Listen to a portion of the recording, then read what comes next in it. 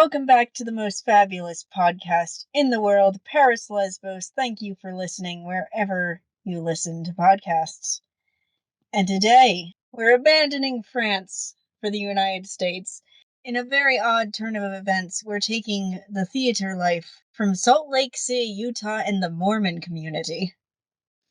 Of all things.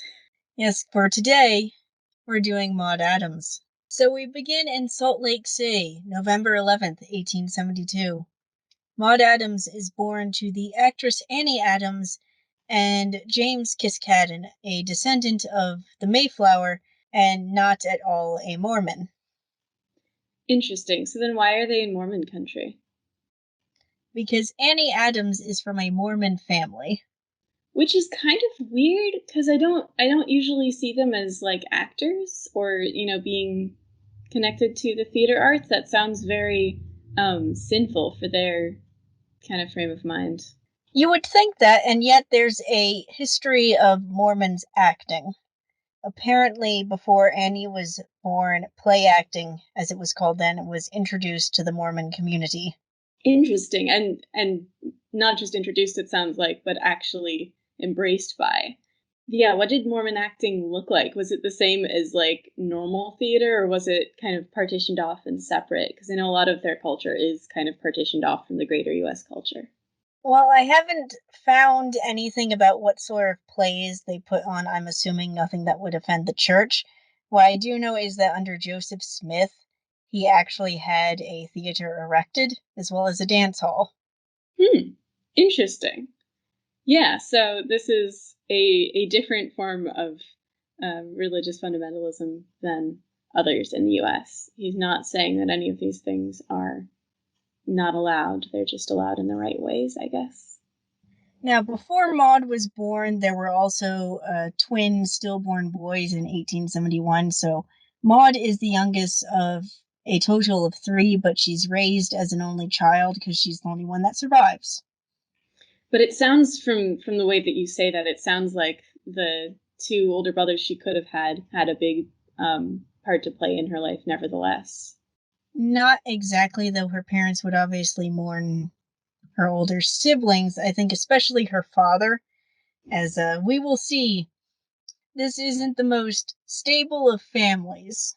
Mm-hmm. Anyway, her stage debut actually occurs before the age of 1. Right, because her mother is an actress. So what is her debut? So when she's only 9 months old, she substituted for an actual actor who was a 2-month-old infant and was carried onto the stage on a platter where the audience applauded as she curiously cooed at them. So the So an backstory... actual actor who is 2 months old, I'm just gonna say, how well trained is that baby? Is she really qualified enough to understudy this talented actor there? Well, you see, the stage manager or producer actually wanted an actual infant rather than a rag doll. And the 2-month-old was actually very well behaved up until, like, right before this scene where he was putting up a fuss. So Maude, who was visiting her mother, who was in this play, was whisked onto stage as a substitute. I love it. It's very cute. So do we know if her acting then was something that she felt kind of natural in because she'd been exposed to it so early? Does a 9-month-old really have that kind of capacity?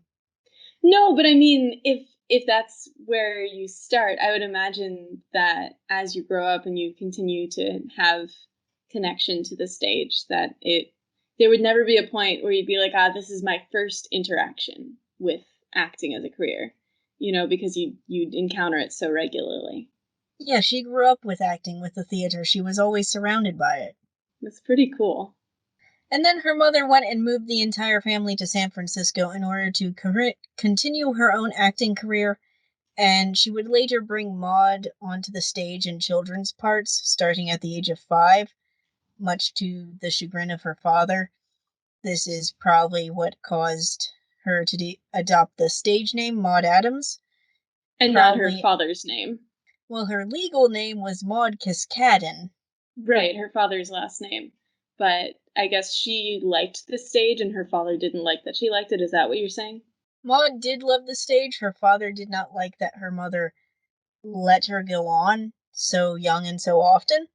There's also the fact that Annie Adams is performing under the name Annie Adams, has been for a while, so if Maude is her daughter, it makes more sense to capitalize on the Adams name rather than to be Maude Kiskaden. Yeah, no, that does make sense. I've heard of a lot of people, like stars today, who will use the last name of the more famous actor parent.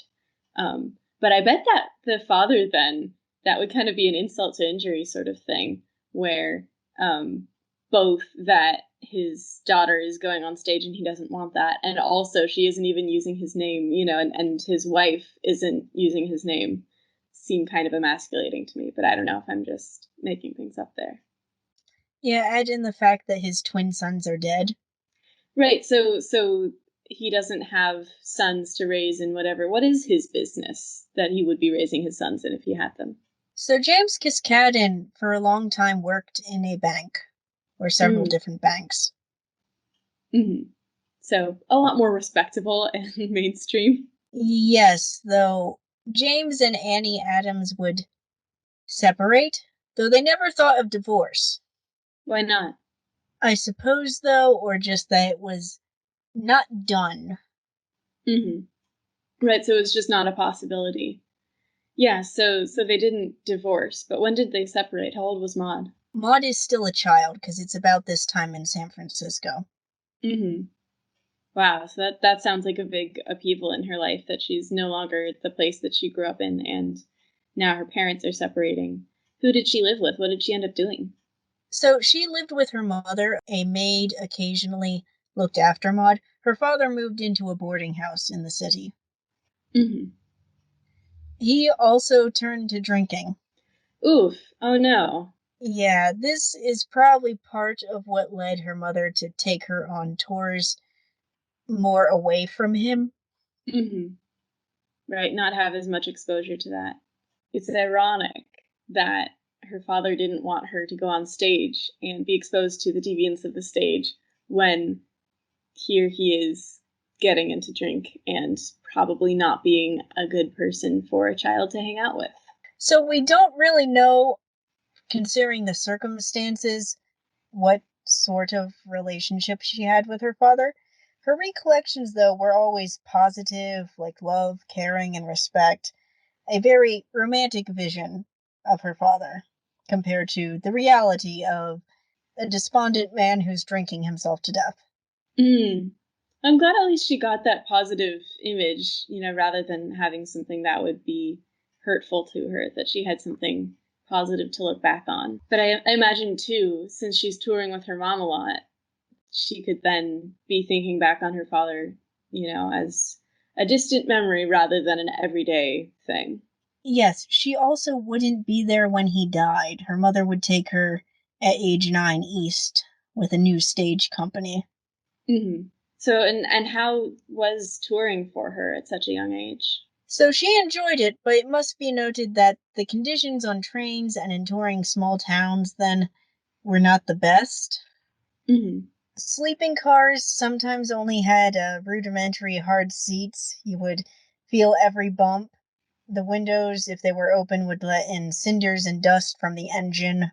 The housing you would get a lot of the time would have sagging springs and lumpy mattresses, no closets, no bath. Love it. So I'm sure it all smelled great. She enjoyed the adventure, though.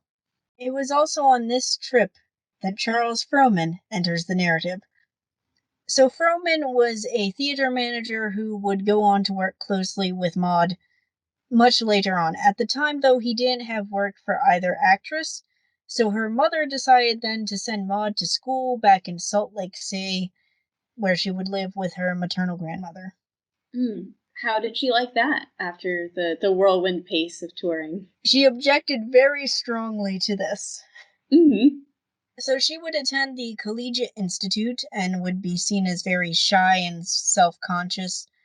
She didn't leave the theater behind, though. She turned her grandmother's attic into a makeshift theater.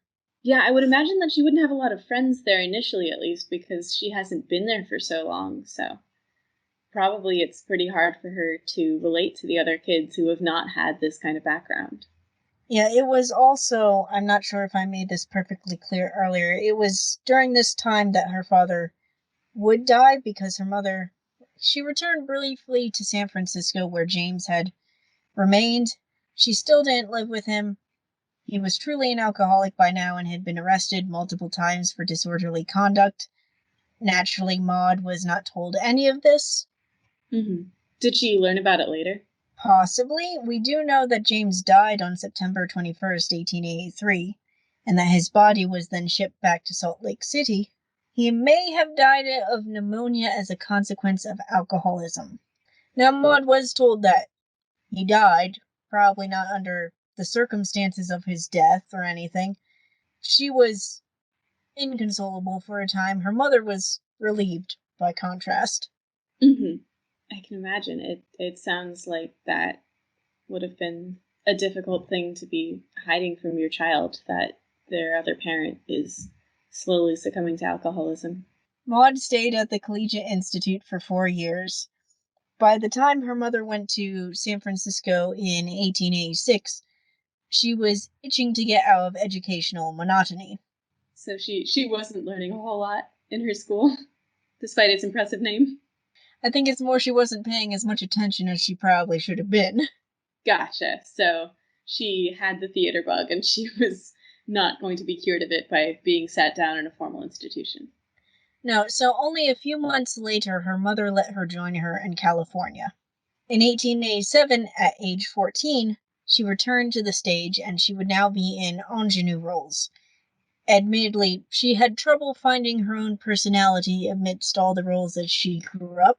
She wrote this down later in an essay that she wrote in the third person called The One She Knew Least. Which was herself. Interesting. Yeah, and that sounds more like what a character actor would do, that they would kind of become part of their the various eccentric and different characters that they played rather than playing themselves every single time. But on the other hand, I would imagine that on an ingenue, you don't have to do too much. You just have to be innocent and pretty, right? You still have to act, and Well, act yeah. well. But I mean, as opposed to, I don't know. Anyway, she finally gets a lead role in 1888 in The Paymaster. So, the role is as Ethel Miley. It required the actress to be dunked in water each night, and the original actress refused and left. Maude had already memorized all the lines and took the role when the company was in Kansas City, though her mother insisted on taking her place each night for the dunking. Oh, that's nice of her at least. By the time they got to Brooklyn several months later, Charles Frohman had worked for Maude in a small play, one that required her to learn the role within a week. She agreed, Dang. went to Boston, and played in Lord Cholmondeley, an Edward Southern play. So by the time she got to her first rehearsal, she had actually already memorized the part. She sounds like a real overachiever when it comes to acting. She kind of is. Southern, though, recalled her as being like slim and having a childish figure dressed in a summer frock, and though she had memorized the part, he took it upon himself to help her practice her facial and body expressions. So she's getting expert tutelage, I guess. Yes, well, he's the one who would chide her for not opening her lips far enough and working with her to speak more with her mouth and to laugh better. He would actually offer classes on laughter, and Maude actually would credit her laughter techniques later on to Southern. Her laughter techniques. I mean, how do you even do that intentionally? My dear, I'm a writer, not an actress. You're asking Right. the wrong person. That sounds like a lot though to be studying and thinking about. Anyway, he is the one who would nickname her Mrs. Midget Mm-hmm. because she was small, elf-like, elusive, and mysterious, according to Ooh. him. Love She called him Mr. Oldest because he always seemed to be playing old men's parts. But was he old? He was middle-aged by then. Mm-hmm. Yeah. Well, and that does happen a lot where people will play people who are like 30 years older or younger than they're supposed to be. Because, you know, they're the person who works for the part. Are they the person that the director likes working with, or things like that? The play returned to New York by the end of the year, where her mother joined her before the Paymaster ended its run and they were forced back to San Francisco for lack of work in early 1889. Now, we get her first real break, a role in A Midnight Bell by Charles H. Hoyt. It's an instant success, though the installation of electricity midway through the run causes a few issues, namely sporadic blackouts. There was also the fact that would affect things. There was also the fact that a minor political society tried to get Maude off the stage because they thought she was under 16 and you had to be at least 16 to perform. I mean, that's a good motive, because there are a lot of child labor issues even still today among actors, where sets will push actors to work longer and without breaks than they legally should be. So it's good to advocate the rights of young actors, but she was older at the time, right? Yeah, she was in her late teens. Her heart was in the right place. Yeah, so now at 17, Maude's acting ability had changed and improved. She changed her voice and movement to fit the character's personality after spending weeks focusing on living the part and imagining how she would react in each circumstance, practicing every little gesture and expression, probably helped by the fact she had no social life. Wow. Yeah, so she is still lonely after all this time. I guess that makes sense because she's been moving around a lot. Yes, well, her mother also kept her away from too many people, and she showed no interest in any of her male admirers. I mean, I guess that's good, because showing an interest in your male admirers could get you into trouble. Yes, and she was also good at reading audiences, and she would use that to her advantage. So even though she didn't have a lot of friends, she didn't have that kind of parasocial audience energy going on. Yes. Now, Charles Frohman had a brother, Daniel, who's also in the theater production business. Daniel got a hold of a play that he handed off to his brother, and with that play he recommended Maude to Charles. You see, Daniel had been involved in the production of A Midnight Bell, and his brother took him up on contracting Maude. It started a 25-year friendship and business partnership. It's a long time to be friends and partners. Now, Charles Frohman wasn't showy like the stereotypes of theatrical managers at the time. He actually shunned publicity. He also might have been bi, which would have explained shunning publicity. Right? You don't want people digging in where they oughtn't. He also paid his employees well, but was a bit of a dictator, like you absolutely had to follow what he said. In 1892, Frohman had her start alongside John Drew in The Masked Ball, the first of several plays they performed in together. They got on quite well, her usual shyness being set at ease, though Drew initially saw her as quite frail. Maude was only 5 feet tall and weighed 100 pounds, whereas Drew was used to the more physically robust leading ladies of the time. Yeah, so she was delicate. Did this help, though, in some of her roles? I mean, I can imagine that she could lend that air of vulnerability that would be more charming to an audience sometimes. Yes, for some of her roles. Her seriousness, intelligence, and expressive face proved him wrong, like he didn't think she was up to it. That and the fact she never missed a rehearsal or performance during the 5 years they worked together. Right, so he's like, oh, you're a nerd about this, cool. There was a time she found it difficult to pretend to be drunk in one scene in The Masked Ball, because she had never been drunk in her entire life. Oh, she was too dedicated to her craft to be out partying. Correct. Someone gave her a rose, actually, and she was waving it around topsy-turvy and decided to sort of follow it around, and everyone would give her a rose for each performance. And following how the rose would move was actually how she got through the pretending to be drunk. It was this scene, actually, that critics singled out as showing her as a unique and exciting performer. Wow. So that's really, it goes against kind of the method school that is the more modern way of looking at acting, that you have to experience everything and then draw on those experiences. It sounds like she is using that old school acting technique, but doing it in a way that still feels real to a lot of people. Now, it wasn't long after this that Maude gave a few interviews, including one where she admitted to preferring comedic roles. She was quoted as disliking being in sniveling roles for the last 2 years. Froman banned her from giving interviews after that. Mm-hmm. Right, because I imagine as today, comedic roles aren't seen as being as like high status as the more dramatic roles that, comedic roles are, oh, they're just a walk in the park, they're so easy, you just make people laugh, versus dramatic roles are what, get Academy Award nominations in movies and things like that.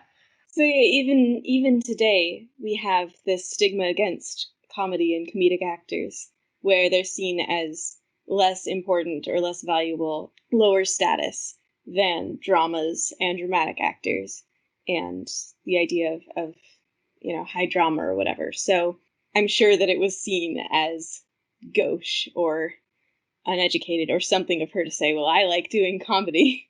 I'm sure it would take just as much skill for her to pull comedy off as high drama.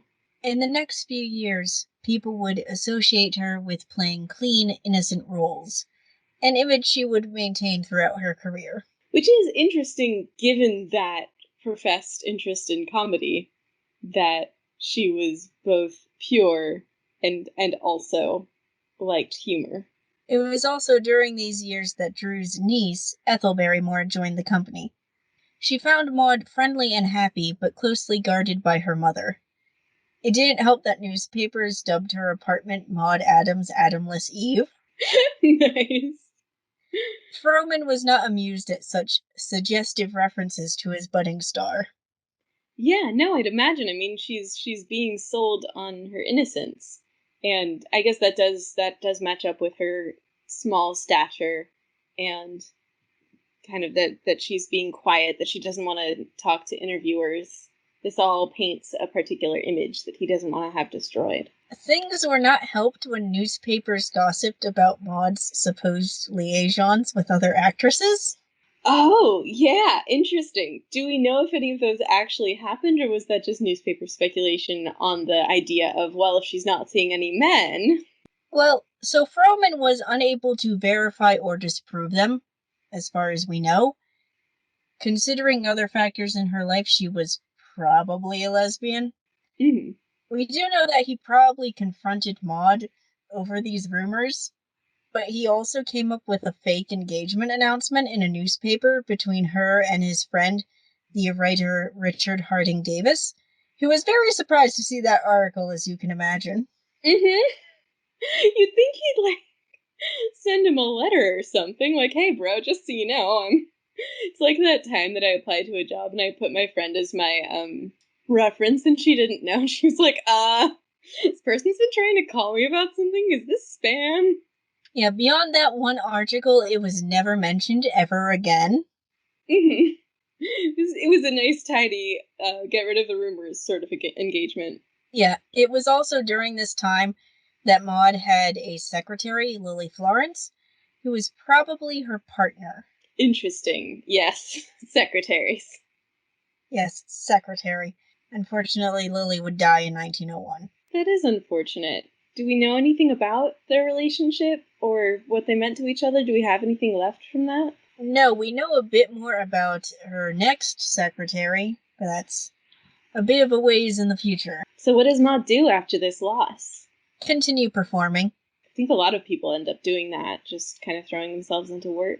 What does she perform in next? Well, we have to backtrack a bit to 1896, when Maude stops playing alongside John Drew. Now, we do get a bit of a brief run-in with Sarah Bernhardt as she came to town with her own repertory company, so they had to compete for audiences. And several critics actually called Maude a young Bernhardt. Ooh, well, that's exciting. Now, we said in our Bernhardt episode that they nearly played together, but do we know anything else about their connection? Did they correspond? Did they talk? Do we know anything about what they said about each other? They only talked when it came to the time they nearly performed together, which is a few years in the future from this moment. So for now, Maude has probably heard that Sarah Bernhardt is in her city, but aside from that, they are but ships passing each other in the night. Yes, because now we get one of Maude's most famous roles. So in 1896, the playwright James Barrie is finishing The Little Minister when he sees Maude perform in a play called Rosemary. He immediately goes to Frohman, who will be producing his play, and announces that he has found his Babby, the name of the heroine of The Little Minister. This completely launches Maude into stardom. Though first they have to focus on fixing Maude's Scottish accent. Oof, that sounds like it would be an endeavor.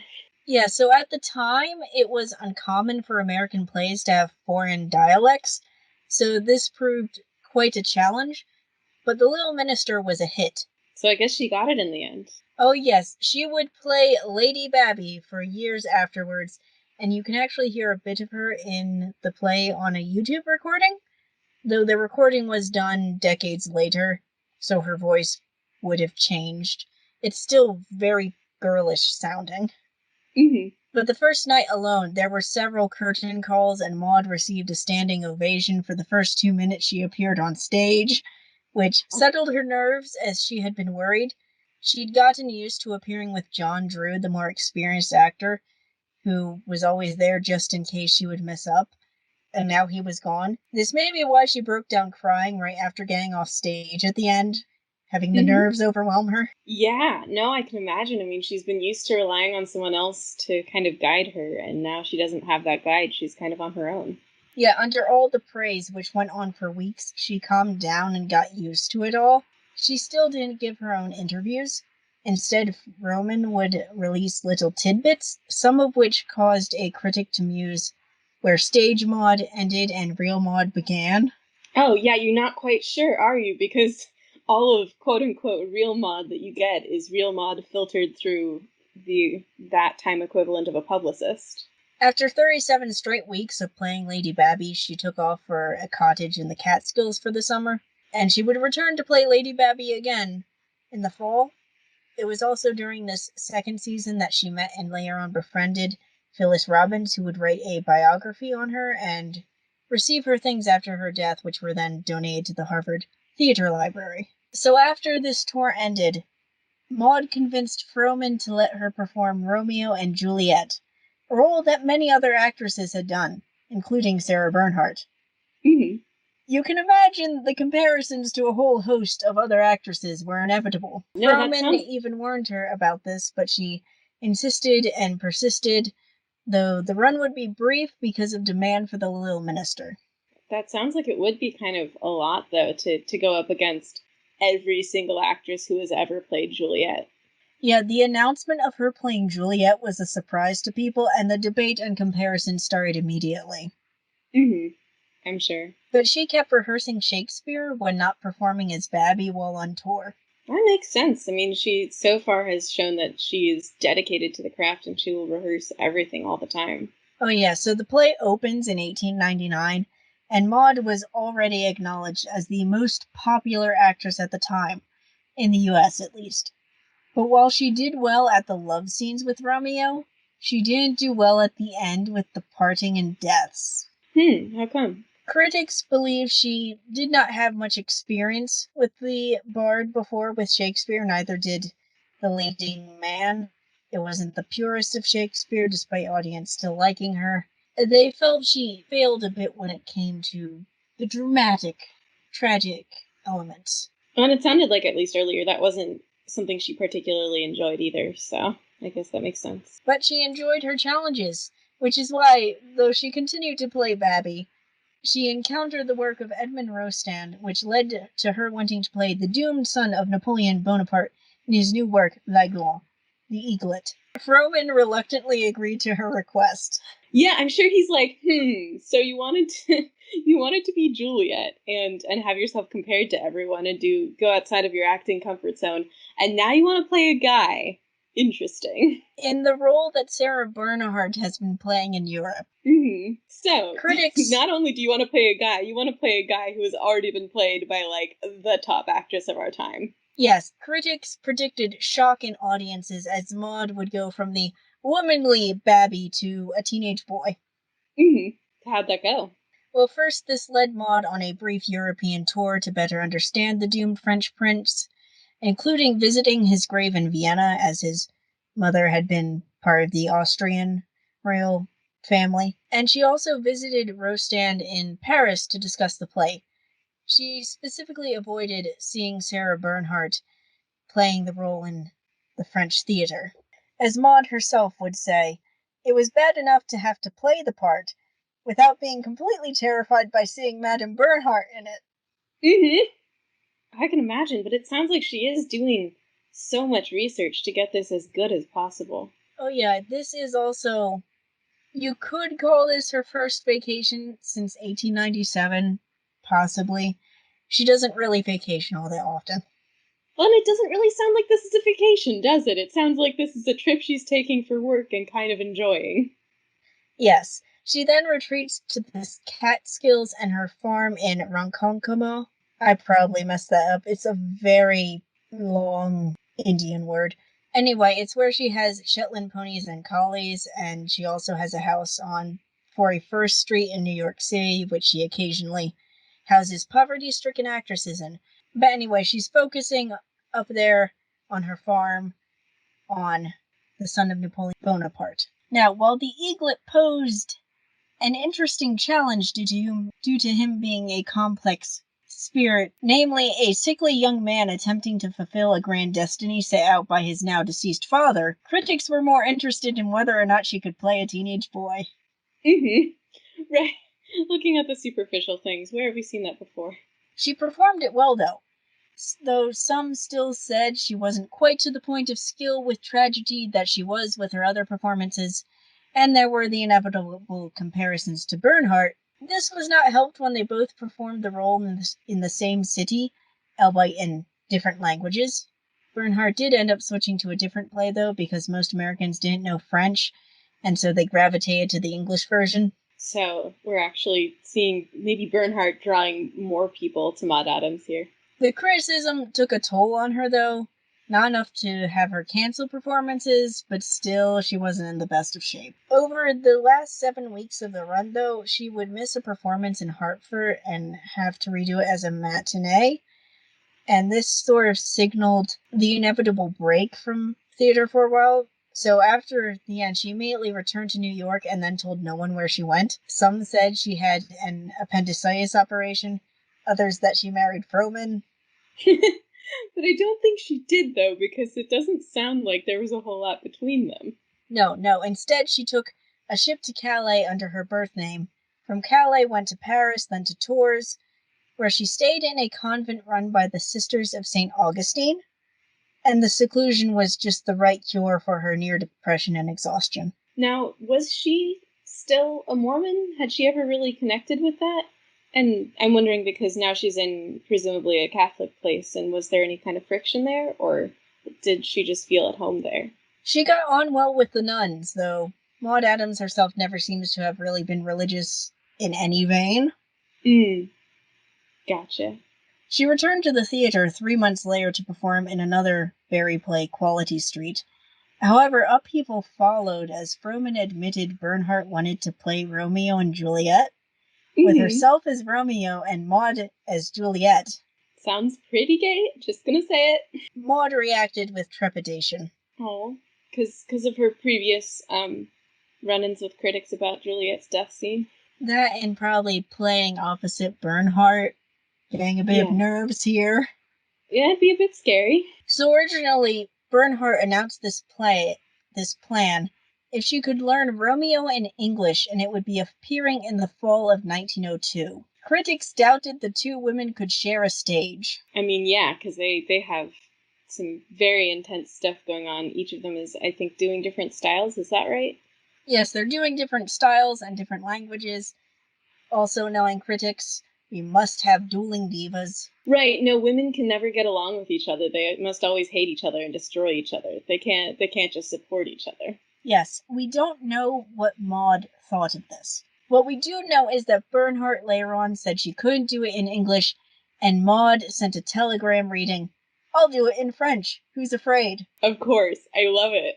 But then they still never did it. So what happened? So Bernhardt accepted this new plan, but it just languished. It was never performed, and we can sit here a century later in disappointment. Yeah, and still wonder why. Well, you see, Maude had worked herself into exhaustion again. This time, a nervous breakdown and took off on another rest, so that has something to do with it. Yeah, that would make sense. So keep in mind, she's practically been performing nonstop for 17 years, aside from those 3 months in tours at the convent. So now she takes off to St. Moritz, Switzerland, and she's there for 4 months. She does not return to the theater after that, and instead goes to her farm. Later on, she would travel with a nurse and companion to Italy, Egypt, and Jerusalem. At one point, she actually visited Luxor and Karnak at the same time as the Queen of Austria, who then invited her to dine. Whew, okay. No imposter syndrome at all then, I'm sure. So it's only in the summer of 1903 that she returns to the U.S., reinvigorated and ready to perform again. Even her mother acknowledged that she was incredibly energized. The play chosen was similar to previous ones, but Maude was uncertain of her ability for it. She'd had a good long look at her career up to this point.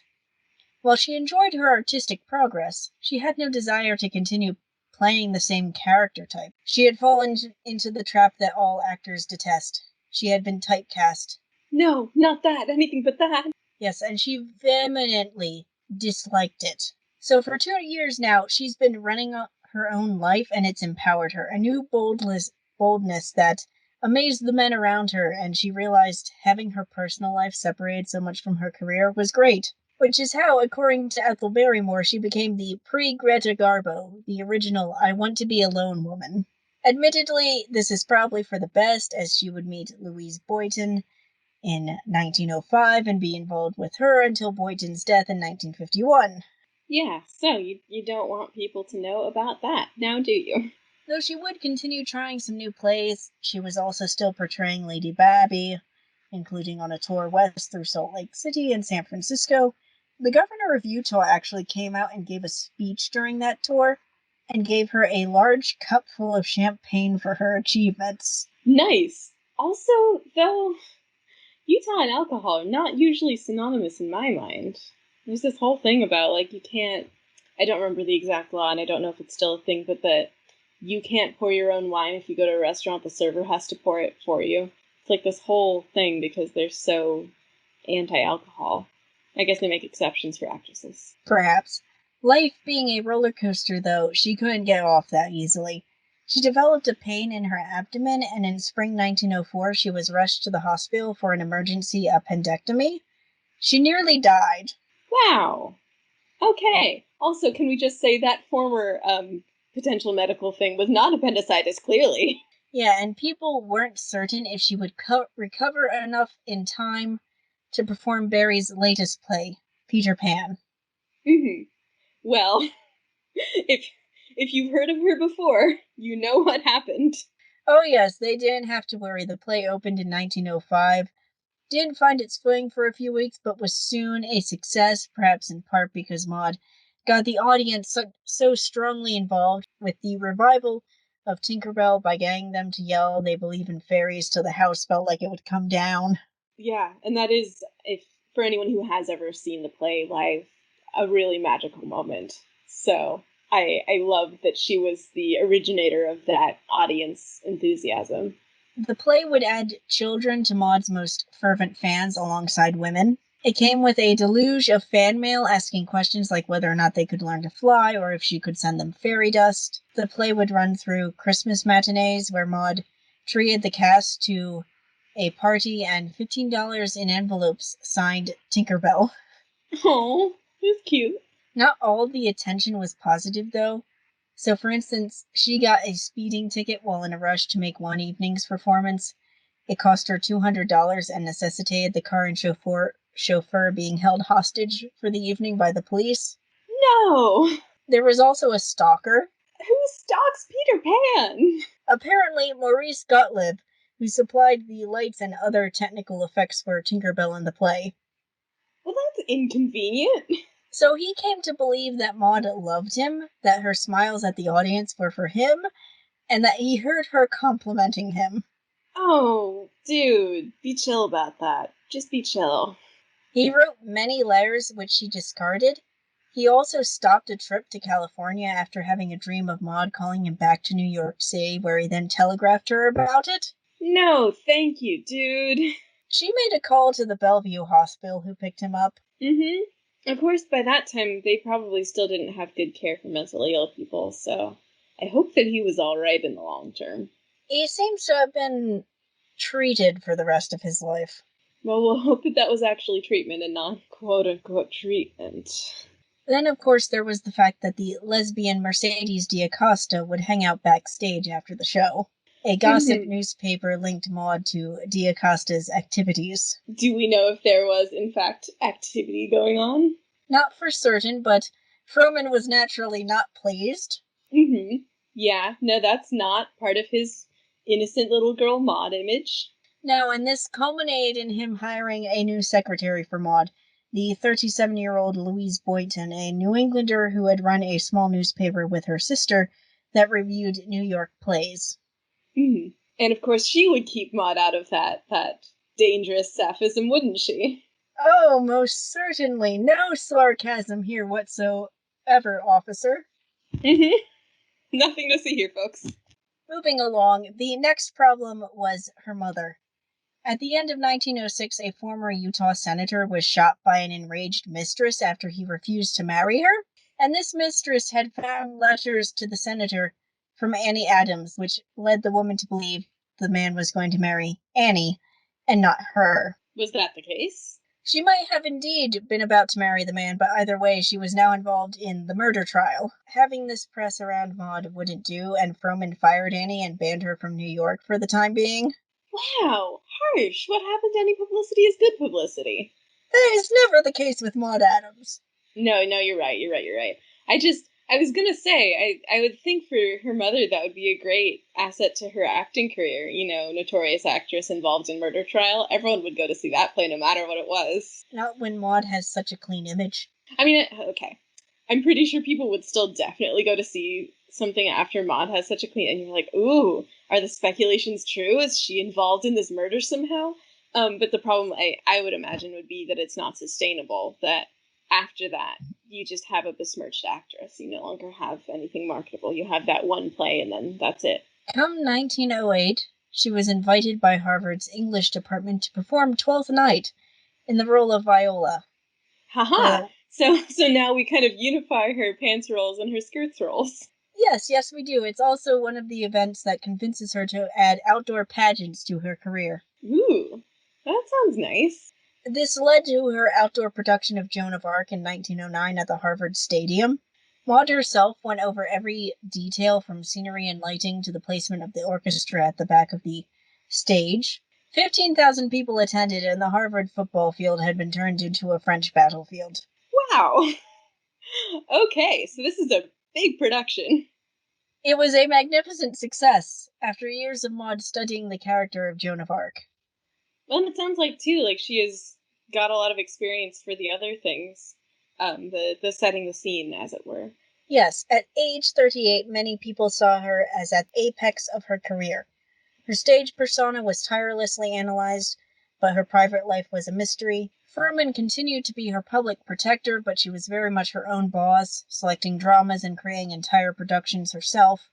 She was also the richest actress in America at this time, earning about $4 million a year in today's currency. Dang. All right, so she's doing all right for herself. One of her next plays would be Chantecler, which to me is just an odd play. It's about barnyard animals, and she plays a rooster who thinks the sun won't come up without his call, until one day he's late getting out of bed with a pheasant hen and realizes the sun doesn't revolve around his schedule. Critics refrained from sharing my bemusement and instead focused on how she fell flat in such a masculine role. Because that's the problem. Did people just have different tastes back then? Because it just sounds a bit silly if it's not, like, or is it a kid's play? I don't think it's a kid's play. Just sounds very weird. It reminds me of the time that I saw a small theater production where it was 5 characters and they were all dogs and all the actors were dogs and they were singing and dancing and they were dogs, and I just couldn't help but think, Did you go to drama school for this? Is this the crowning achievement for you? I don't see how she could have taken that seriously, let alone the critics. But to each their own. So it's now 1914 and film companies have been approaching Froman about having Maude on camera. Froman liked the idea. Maude did not. Oh, why She not? adamantly refused to leave the stage for the newly created silver screen. In fact, she got Froman and Barrie to agree that the plays she had been in would never be adapted for the film. Wow. Strong stance. Is it that she just loves the stage that much? Or does she have any experience with film that she doesn't like? She hasn't had any experience with film. She's very much a stage actress and she doesn't want to lose royalties. Fair enough, yeah. Though the war in Europe hadn't affected Maude yet, it came home in 1915. The ship Froman took to England to discuss a new Barrie play was the Lusitania. Oh, oof, yeah. He didn't survive the German torpedoes. Maude got the news on May 8th while playing in Kansas City. It changed the trajectory of her career. His unique abilities had shaped her life on stage beyond being a mentor, and he was also a friend. Naturally, the press started rumors about whether the two were ever married. Right, which there was that time he said they could have been, potentially, maybe, if it weren't for the fact that she was a lesbian. All rumors were dennied through official press statements. And now a man named Alf Heyman was now in charge, and he was not as easily convinced as Froman was of doing things Maude's way, as evidenced by her next season only being a repertory tour. And the bad news just kept coming. In December, she got word that her grandmother had died, and her grandmother had always been the one who most understood her, so she grieved deeply, and then her mother died the next year. Wow! That's gotta be rough on you. Did she get to take any time off after this? Nope, she went right into performing A Kiss for Cinderella in 1916, so another Barrie play. Well, at least she still has Barrie. Yeah, her success, though, couldn't prevent more tragedy. Audiences started to decline into 1918. People mused over whether she was losing her touch with audiences. Then she caught the Spanish flu in the fall of 1918, followed by another nervous breakdown. Man, she just does not have the luck, does she? No, and remember when I said Maude didn't have the most robust health? It would contribute to the abrupt ending of her career. She instructed Boyton to find a secluded spot like she had found at that convent 17 years earlier. There seems to be a cycle of just 17 years of constant work, immediate breakdown, work So for like the another opposite of a 17 years. cicada? She works for 17 years and then she goes underground? No comment on cicadas. So she stays with the Sisters of Cynical in New York City. They had a building occupying an entire block that she wouldn't have to leave in order to have peace and quiet.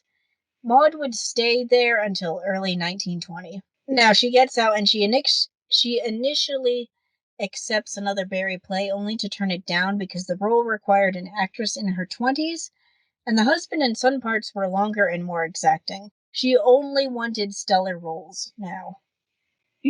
She's gotten to that point in her career where she knows she's good. Yeah, and she had also become disenchanted with the Froman company and didn't care for Alf Heyman as her manager, and her request to change managers was declined. Is that legal? They also tried to get her to sign over her rights to the Barrie plays so they could be sold to motion picture companies. Not surprisingly, she quit over all of this. Wow, but what's she gonna do now? I mean, she's just lost her, like, major way of life. Well, she would solicit a couple of ideas from playwrights, but she would never really perform again. Instead, she now indulged her interests in stage lighting. So she went to the General Electric laboratories and worked on stage lighting, despite having no scientific training. She would also work on lighting mechanics for films. And due to her genius in the lighting lab, General Electric tried to get her to sign a contract to set up a new lab focused solely on theatrical lighting. It would have her name and be run by her. It would have made her very rich. She refused. Why? Solving these problems was a hobby for her and nothing more. General Electric would go on to manufacture her creation anyway, and she never sued them even though her lawyer said she had a solid case. But I guess she just didn't want to be involved with that. She didn't want it to be her job. Also during this time, she's invited to Union College's 125th commencement, where they gave an honorary Doctor of Laws degree, making her the first woman to receive an honorary degree from that college. She also gave her Ronkonkoma estate to the Centicle organization when she heard they were overcrowded. Many thought she would become a nun. She did not. Even though that would be perfectly on brand for her. If you want nuns, you have to wait till November. I'm glad we have that lined up. In 1926, she also did a series of autobiographical stories for the Ladies' Home Journal, all in third person. This is where her essay about the one she knew least comes from. Then, after 13 years off the stage, she briefly returns for Shakespeare in 1931 and 1934, but then she becomes an acting professor at Stevens College in Missouri. Oh, wow. Does that work for her? Does she like it? Oh yeah, she enjoys it, and it's very influential, her teachings. David Selznick, though, who's a producer, tries to get her on film for The Young at Heart. This is the closest you ever get to Maude on the screen, because you can find footage of the screen tests on the internet still.